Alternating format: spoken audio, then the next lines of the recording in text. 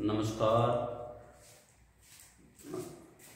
Gurugram degree college चक 5 BLM Shri Vijayanagar की इस online class में आपका हार्दिक अभिनंदन, स्वागत।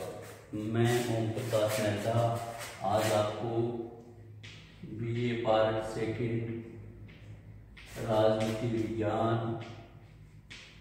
BA पार्ट सेकंड राजनीति विज्ञान के पेपर भारतीय राज व्यवस्था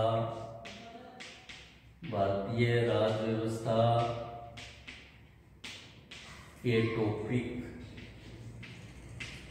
टॉपिक राज्य के नीति निर्देशक तत्व, राज्य के नीति निर्देशक तत्व, राज्य के नीति निर्देशक तत्व के बारे में अध्ययन अध्यापन करेंगे। इससे पूर्व हमने राज्य के नीति निर्देशक तत्वों की प्रस्तावना पढ़ी कि राज्य के नीति निर्देशक तत्व क्या है। फिर हमने दूसरा टॉपिक देखा, राज्य के नीति निर्देशक तत्वों का अर्थ और स्वरूप, राज्य के नीति निर्देशक तत्वों का अर्थ और स्वरूप क्या है। अर्थ और स्वरूप को समझने के लिए हमने 3 परिभाषाएं बात की, 3 बातों को उल्लेख किया। दूसरा हमने पढ़ा मूल अधिकार और नीति निर्देशक तत्वों में अंतर। मूल अधिकार एवं नीति निर्देशक तत्वों में अंतर। मूल अधिकार एवं नीति निर्देशक तत्वों में अंतर। चौथा हमने पढ़ा कि मूल अधिकार और नीति निर्देशक तत्व सामंजस्यपूर्ण संरचना।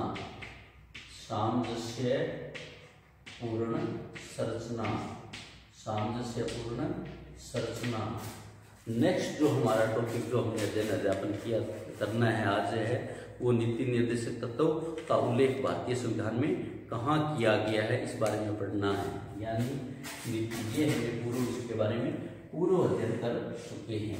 नीति निर्देशक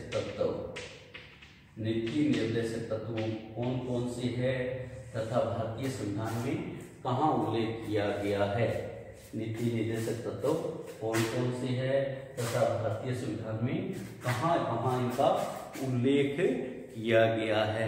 संविधान की धारा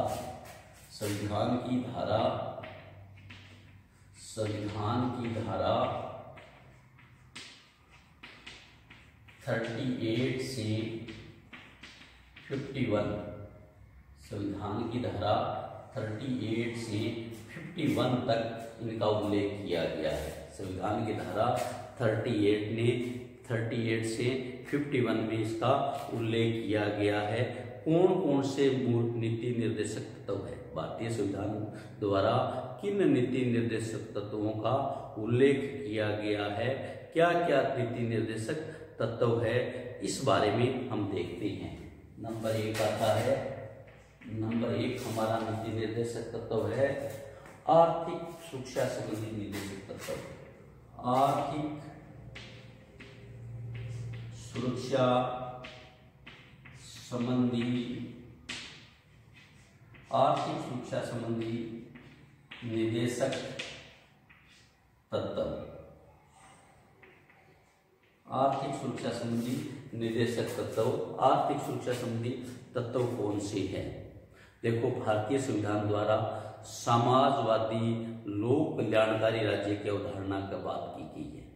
तो समाजवादी लोक कल्याणकारी अवधारणा को सिद्ध करने के लिए, पूर्ण करने के लिए संविधान निर्माताओं द्वारा कुछ निर्देशक तत्वों की व्याख्या की गई है।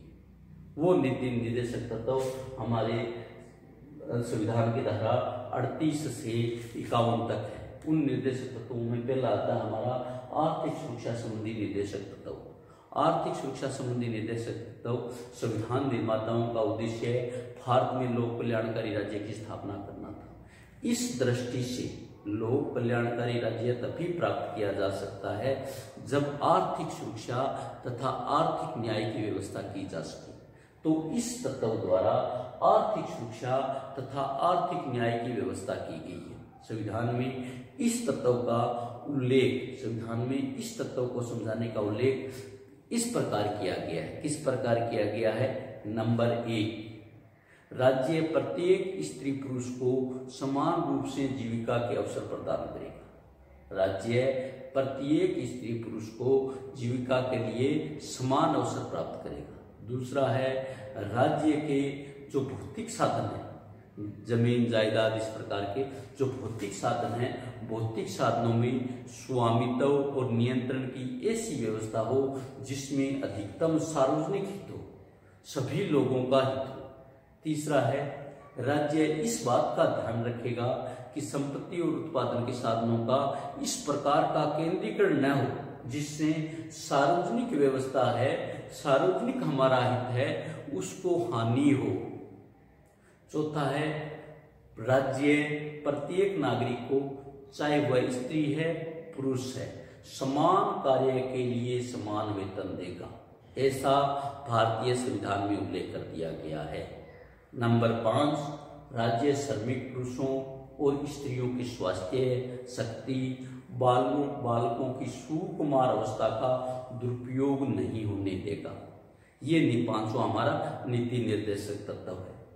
छठा हमारा आर्थिक सुरक्षा संबंधी जो नीति निर्देशक है उसमें छठा टॉपिक है, मूल संविधान में कहा गया है कि राज्य बच्चों, युवकों के शोषण से, भौतिक या नैतिक परित्याग से रक्षा करेगा। युवकों का शोषण न हो, स्त्री पुरुष का शोषण न हो, किसी प्रकार का शोषण न हो।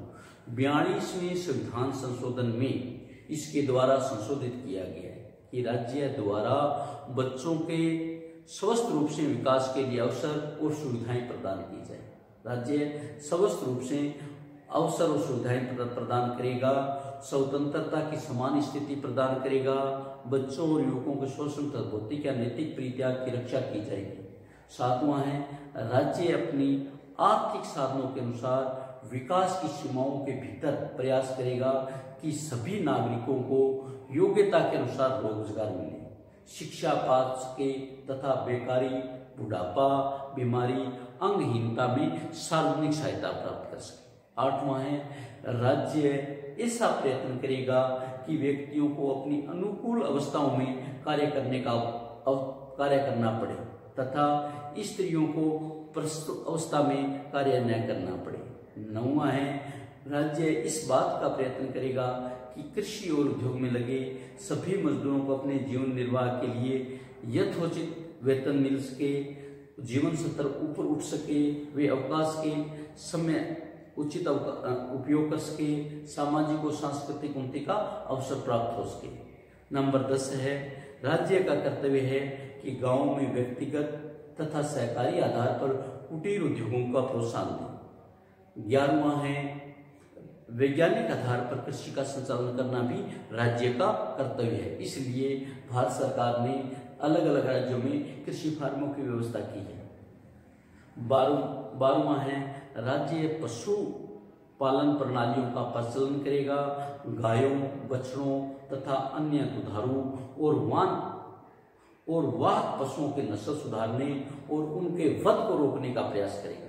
42वें संविधान संशोधन द्वारा आर्थिक नीति निर्देशक तत्व में, आर्थिक सुरक्षा संबंधी निर्देशक तत्व में 2 तत्व और जोड़े गए। ये इस प्रकार है। 13वां, राज्य इस प्रकार की व्यवस्था करेगा कि कानूनी व्यवस्था का संचालन समान अवसर और न्याय की प्राप्ति से सहायक हो सके। उचित व्यवस्थापन योजना तथा किसी प्रकार से समाज के कमजोर वर्गों के लिए निःशुल्क कानूनी सहायता की व्यवस्था करेगा, जिसके आधार पर आर्थिक असामर्थ्य या अन्य प्रकार के व्यक्ति को न्याय प्राप्त हो सके। 14वां है, राज्य उचित व्यवस्थापन या अन्य प्रकार की औद्योगिक संस्थाओं में प्रबंध के कर्मचारियों को भागीदारी बनाने के प्रयत्न करेंगे।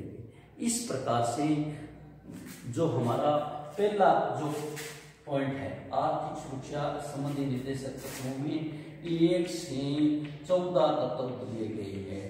1 से 14 तत्व दिए गए हैं। मूल संविधान में 12 थे, दो तत्व है वो बाद में शामिल किए गए हैं, 2 तत्वों को बाद में जोड़ा गया है। इस प्रकार वर्तमान में हमारा आर्थिक सुरक्षा संबंधी तत्व है 1 से 14 तक है, 1 से 14 तक है। 79 में 44 में संविधान संशोधन अप्रैल 1979 द्वारा आर्थिक सुरक्षा के तत्वों में एक और तत्व जोड़ा गया। इसमें कहा गया है राज्य केवल व्यक्तियों की आय, उसके सामाजिक स्तर, सुविधाओं, अवसर में भेदभाव कम करने का प्रयत्न करेगा। वह विभिन्न क्षेत्रों में रहने वाले, विभिन्न व्यवसायों में लगे हुए व्यक्तियों के समुदायों के बीच विद्यमान आय, सामाजिक स्तर, सुविधाएं, अवसरों के संबंधी भेदभाव को कम से कम करने का प्रयत्न करेगा। दूसरा है, ये हमारा पहला जो टॉपिक था, इसमें 1 से 14 तत्व दिए गए हैं, आर्थिक सुरक्षा संबंधी निर्देशक तत्व। दूसरा है सामाजिक हित संबंधी निर्देशक,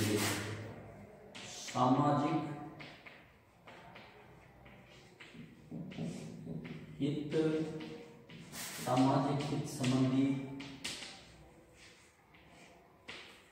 निर्देशक, सामाजिक हित संबंधी निर्देशक तत्व। इनमें 2 तत्वों की बात की है। सामाजिक हित संबंधी जो निर्देशक तत्व है, इनमें 2 तत्वों की बात की गई है, 2 तत्वों की बात की गई है। राज्य लोगों के जीवन स्तर को सुधारने, स्वास्थ्य सुधारने के लिए प्रयत्न करेगा। राज्य लोगों के जीवन स्तर को सुधारने, स्वास्थ्य सुधारने का प्रयत्न करेगा। इसी उद्देश्य की पूर्ति के लिए औषधि में प्रयोग किए जाने वाले अतिरिक्त स्वास्थ्य के लिए हानिकारक मादक तत्वों तथा अन्य पदार्थों के सेवन प्रतिबंध लगाएगा। दूसरा है, राज्य जनता के दुर्बलतम अंगों, विशेषकर अनुसूचित जातियों, अनुसूचित जनजातियों को शिक्षा तथा अर्थ संबंधी तथा नौकरियों संबंधी विशेष प्रावधान से मुक्तित करेगा, ताकि इन लोगों को सामाजिक अन्याय तथा सामाजिक सभी प्रकार के शोषण से रक्षा हो। इस प्रकार दूसरा जो हमारा निर्देशक तत्व है, ये सामाजिक हित से संबंधित तत्व है। इसमें 2 प्रकार के तत्व है, एक तो लोगों को स्वास्थ्य सुधारने का प्रयास करेगा, एक जो दुर्लभ वर्ग है, कमजोर वर्ग है, उसको ऊपर उठाने का प्रयास करेगा। तीसरा है न्याय, शिक्षा, प्रजातंत्र संबंधी निर्देशक तत्व। तीसरा है न्याय, शिक्षा तथा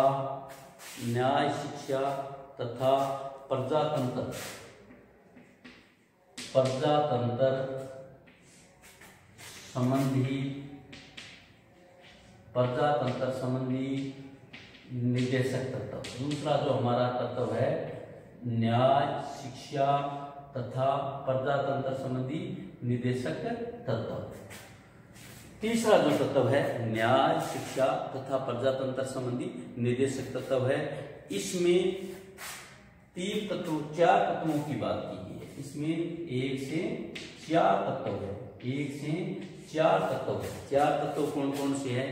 पहला है, देश में यूनिफॉर्म सिविल कोड होगा, यानी समान नागरिक संहिता प्राप्त करने का प्रयास करेगा, ऐसा भारतीय संविधान के अनुच्छेद 44 में कहा गया है। दूसरा, राज्य लोक सेवाओं में न्यायपालिकाओं को कार्यपालिका से पृथक कदम उठाएगा। तीसरा, नीति निर्देशक के अनुच्छेद 45 में व्यवस्था की गई है कि विधान लागू होने के 10 वर्ष के समय 14 वर्ष के बालकों को निःशुल्क तथा अनिवार्य शिक्षा की व्यवस्था की। ऐसा भारतीय संविधान के मूल कर्तव्यों में भी दिया गया है और मूल अधिकारों में भी दिया गया है। विधान लागू होने के बाद 50 वर्ष के समय में इस स्थिति को प्राप्त नहीं किया जा सका है, 6 से 14 वर्ष के बच्चों को शिक्षा नहीं दी जा सकी है। इसलिए 86वें संविधान संशोधन 2002 द्वारा इस निर्देशक तत्व को स्वतंत्रता के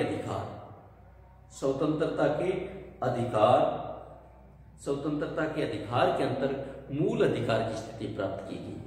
मूल अधिकार की स्थिति प्राप्त करके हुए निर्देशक तत्व में नया अनुच्छेद जोड़ा गया है, जो इस प्रकार है कि राज्य प्रारंभिक बाल्यावस्था से देखभाल और 6 वर्ष के कम उम्र के बच्चों को शिक्षा के प्रयास करेगा। चौथा है, प्रजातंत्र की भावना के विकास के लिए निर्देशक तत्वों में कहा गया है कि राज्य पंचायतों के संगठन के लिए कदम उठाएगा और इन्हें इतने अधिकार देगा कि स्वशासी इकाइयों के रूप में कार्य कर सके। और ऐसा भारत में किया भी गया है 73वें और 74वें संविधान संशोधन द्वारा।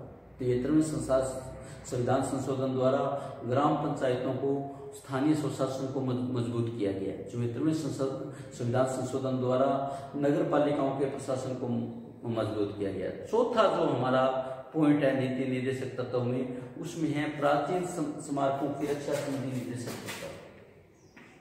प्राचीन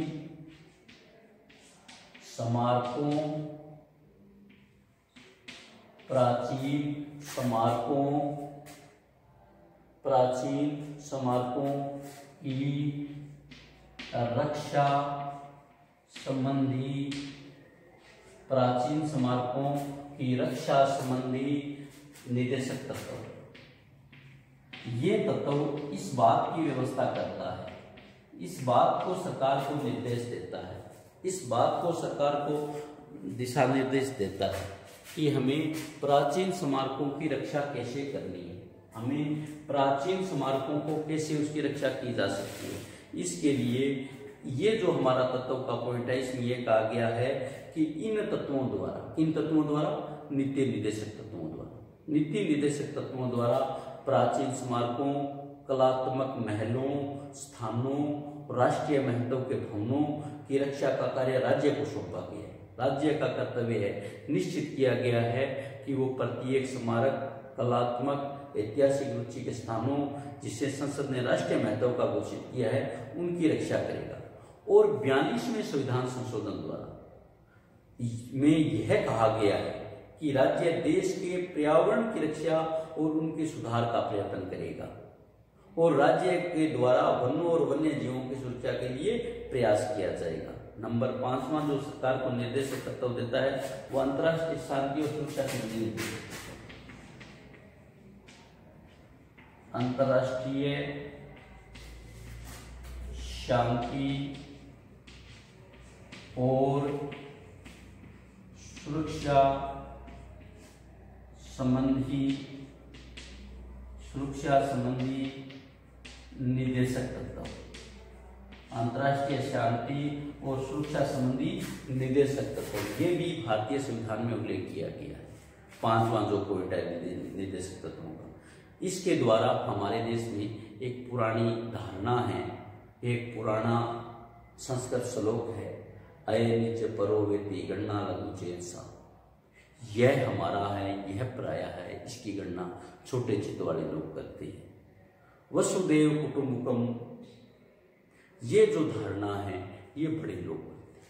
तो इस प्रकार से भारत में वसुदेव कुटुंबकम का सिद्धांत अपनाया गया और वसुदेव कुटुंबकम के आधार पर अंतर्राष्ट्रीय शांति और सुरक्षा संबंधी निर्देशक तत्वों की व्याख्या की गई।